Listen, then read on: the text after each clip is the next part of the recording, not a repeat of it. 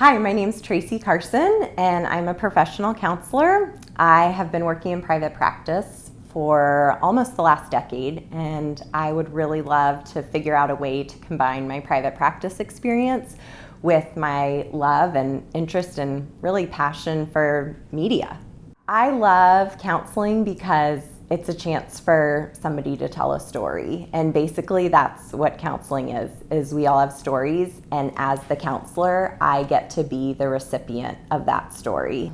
Unfortunately, it's 2016 and there is still a stigma today around counseling. I think people feel ashamed that they need to go to counseling. I think they feel embarrassed that they want to ask for help.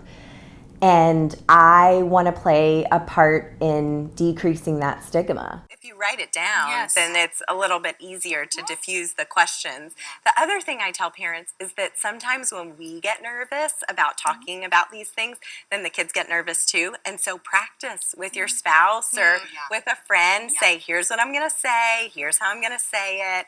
And then we feel more comfortable. And then our kids feel like, oh, this is normal for mommy to talk about. I can ask anything. The media can decrease the role of the stigma that's placed on counseling. The more we can get a professional voice in the media, talking about counseling, what it really is, debunking some of those myths that are out there, it's beneficial. Stranger danger can be tricky because sometimes strangers are your best asset if you're in a situation and there's a helper there. And so we tell our boys that we have don't knows, kind of knows, and really knows. A stranger could be a kind of know, like you're just getting to know a coach or a new teacher. And so that's a better distinction to help our children. And you've got them categorized that way. Interesting. I have some experience doing this segment here locally in San Diego, and that really showed me that people are looking for advice. They're looking for opinions, and they don't know where to find it. They're not sure where a safe space is. You talk to your girlfriends, or you're sitting around the dinner table with friends or family, but even that feels like it could be judgmental sometimes.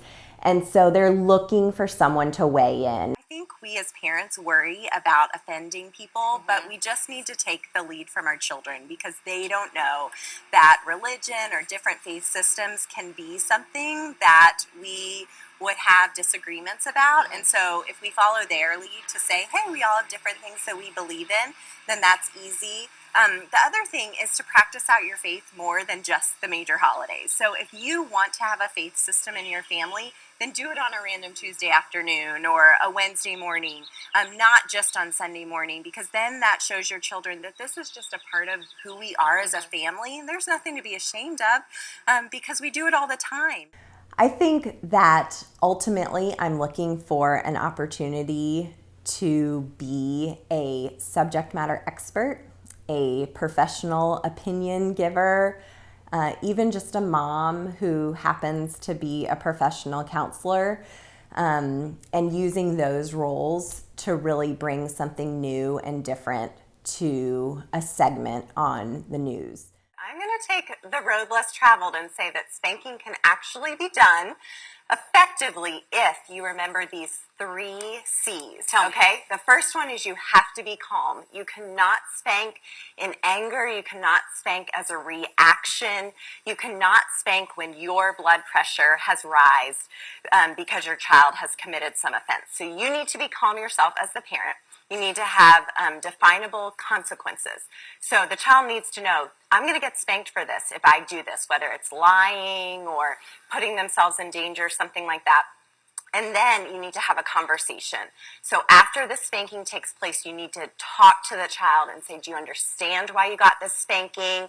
And then offer forgiveness and say, I love you, it's done, it's over. And then the child should be able to move on with their day. But if there's any continuing lingering effects, then the spanking has not been done in a proper way. I really feel like with my background educationally and then the experience I've had already on the news, I can be the person to say, hey, let's bridge these two things together. Let's bring the professional voice of a counselor into a mainstream media setting and talk about issues that are important, because the ultimate goal would be then for the viewer to say, I need help, I want to go get it, and here's safe places to go do that.